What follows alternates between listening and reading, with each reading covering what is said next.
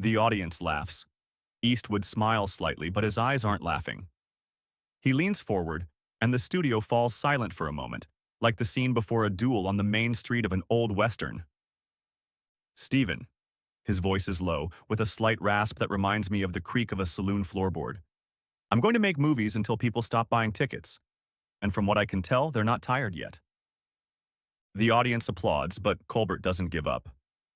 He leans back in his chair, holding the question cards, his eyes gleaming with anticipation. Okay, you're still in the saddle. We get that. But tell me, Clint, he pauses for effect. In Dirty Harry, you asked criminals if they felt lucky. What about politics? You're known for your, let's say, conservative views. In 2025, when the world is so polarized, do you feel lucky when you're asked that? The audience tenses. Colbert, the master of provocation, has just thrown down the gauntlet. He's waiting for Eastwood to either evade the answer or make some sharp remark that can be turned into a meme. But Clint takes his time. He rubs his chin slowly as if considering whether to pull out a revolver. You know, Stephen, he begins, his tone calm but with a palpable weight. I'm not one to throw words around like you throw jokes around. Politics? It's like making a movie. Everyone wants you to play their part. But I'm just playing mine. And if you want to know if I'm lucky... He pauses, his eyes flashing for a moment. I'll say I'm still here and you're still asking me questions. Who's the luckier one? The room erupts with laughter and applause. Colbert, a little confused but still smiling, raises his eyebrows. Wow, Clint, that was like a scene from Unforgiven, he chuckles. But it's clear that Eastwood has just won the first round. Okay, let's talk about your career. You've made so many classics, but don't you think modern cinema has become too bland? All these superheroes, CGI. Where's good old Clint, who solved all problems with one shot? Eastwood leans back in his chair, his smile widening, but with a hint of mystery. Modern cinema? He shrugs. It's like young wine, not yet matured. But I don't mind. Every era has its stories. The question is whether they have soul. And as for the shots, he pauses, his voice becoming quieter, almost threatening. I still know where to aim. The audience laughs, but Colbert feels the ground shaking beneath him. He quickly changes the subject, trying to regain control. Soul, by the way, he says, flipping through the cards. In your new project, which everyone is whispering about, you're supposedly going back to the Westerns. Is that true? And isn't that too much for, well, let's say, a man who saw the invention of television? The audience laughs, but this time it's nervous laughter. Eastwood doesn't react immediately. He looks at Colbert and there's something new in his eyes. Not anger, not irritation, but something deeper, as if he's seeing right through the host. Then he slowly gets up from his chair, and the studio goes silent. Stephen, he says, and his voice sounds like it belongs not to a 95-year-old actor, but to a hero who's just entered a saloon where everyone knows a duel is imminent. You make a lot of jokes about my age, my career, my views, but there's one thing you don't know. He takes a step closer to Colbert's desk, and the spotlights cast his shadow on the floor for a moment, like the silhouette of a cowboy. I'm not just here as a guest. Colbert blinks, his smile trembling. What? What do you mean, Clint? He asks, trying to keep his tone light. Eastwood leans closer, his voice dropping to a whisper, but the microphone still picks up every word. I'm here to shoot a scene, and you, Stephen, just got the part. Okay, Clint. Colbert clears his throat, adjusting his tie. That was dramatic. You said I got the part? So, are you already writing the script for our show? He tries to steer the conversation back into a humorous vein, and the audience laughs. But the laughter is more nervous than genuine. Eastwood slowly sits back in his chair, his movements leisurely, like a cowboy sizing up an opponent before a duel. He smiles slightly, but there's something about the smile that makes Colbert shift in his chair. Stephen, Eastwood begins, his voice low and measured, like the wind in a canyon. You think this show is your stage, but in my world, the stage belongs to the one who knows the story. And I, he pauses, letting the words hang in the air, know the stories. The audience applauds, sensing that Eastwood is not just a guest but a player who has come to change the rules. Colbert, however, does not give up. He grabs the question cards like a lifeline and decides to raise the stakes. "Oh, stories!" Colbert raises his eyebrows, his tone returning to his trademark sarcasm. "You are certainly a master of stories, Clint. But tell me, don't you think your old westerns are, well, how should I put it, a little dated? In 2025, people want action, drama, TikTok trends. Maybe you should make something with superheroes. Imagine, Dirty Harry versus Thanos." He spreads his arms theatrically, and the audience erupts in laughter. Eastwood does not react immediately. He looks at Colbert, his eyes narrowed as if he is aiming. Then he leans back in his chair and speaks, his voice almost a whisper, but with a force that pierces the studio. "Stephen, do you think westerns are about guns and horses?" He shakes his head like a teacher explaining the obvious to a student. "Westerns are about people, what they hide inside, how they stand when everything is against them. And you know what? People haven't changed.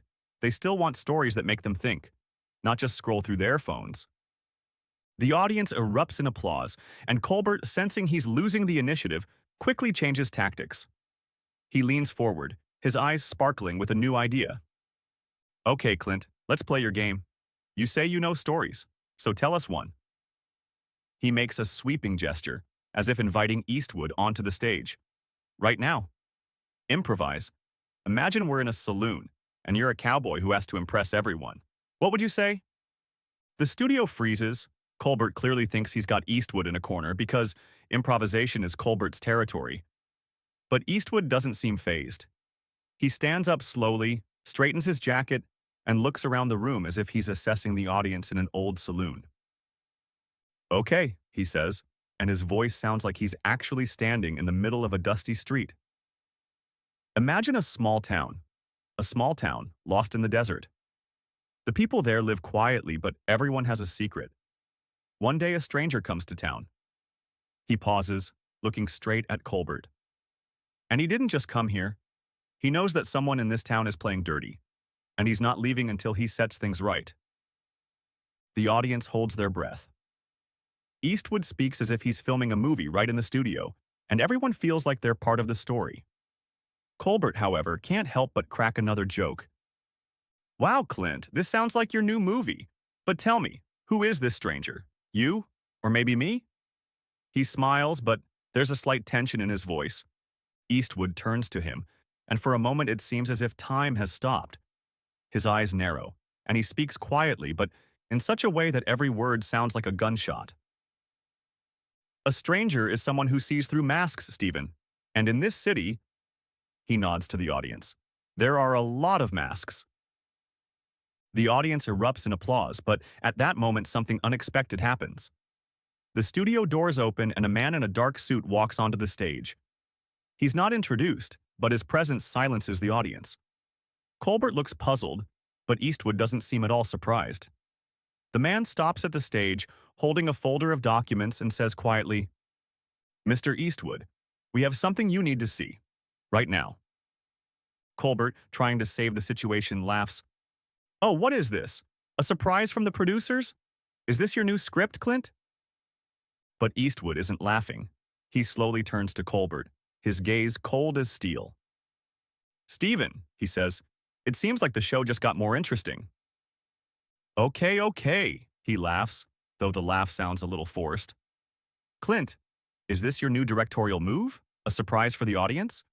Or is this the script for Dirty Harry 2.0? He turns to the audience, hoping for support, and the room bursts into laughter, but it feels like everyone is waiting for Eastwood to make a move. Clint takes his time. He slowly turns back to the man in the suit, nods as if to signal him, and he hands over the folder. Eastwood opens it, scans the contents, and smiles a little. The same smile that makes Western villains tremble. Then he turns to Colbert, his voice low and calm filling the studio. "Stephen, you've been trying to frame me all night. Jokes about my age, my career, my views. But you know what I've learned over the years?" He pauses, and the audience goes silent. "A good story isn't about what you see on the surface. It's about what's underneath. Colbert raises his eyebrows, feeling the initiative finally slipping from his grasp. Oh, and what's underneath, Clint? He asks, trying to keep his tone light. Your new movie? Or are you setting us up for some kind of Hollywood twist? Eastwood picks up the folder but doesn't open it. Instead, he places it on Colbert's desk like he's throwing down a gauntlet. This isn't about the movie, Stephen, he says. This is about you. He takes a step closer and the spotlights cast his shadow on the desk, like a scene from Unforgiven. You think you can run the show by asking provocative questions and hiding behind jokes. But I know your story, and I know you're not who you want to be. The audience erupts in whispers and cheers. Colbert, clearly confused, laughs, but his eyes betray concern. Clint, you're scaring me, he says, trying to turn the situation into a joke. What's in that folder? My old monologues? Or maybe you found my high school photos? The audience laughs, but the tension doesn't let up. Eastwood doesn't look away. He opens the folder and takes out a sheet of paper, but he doesn't show it to the audience. Instead, he speaks, and his words sound like a sentence. In 2018, you joked about people who believe in simple stories, people who want the truth, not the show. But what if I told you that you're hiding the truth yourself? He pauses, and his voice becomes quieter but sharper. These documents, they're about a project you supported, a project that was supposed to change the world, but instead left people with empty promises. Do you want me to give you the details? Colbert pales. He quickly grabs the microphone, trying to make a joke of it. Wow, Clint, you really are playing Dirty Harry. But let's not air our dirty laundry on national television, okay? He turns to the audience. Don't we want to hear about your new Western? But Eastwood doesn't back down. He puts his folder on the table and sits down, his gaze fixed on Colbert. I'm not airing dirty laundry, Stephen, he says. I'm just taking off my masks. And you know what?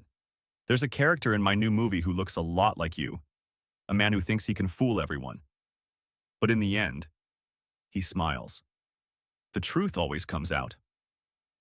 The audience erupts in applause, and Colbert, realizing he's lost, makes a last-ditch effort to save the show. Okay, Clint, you win.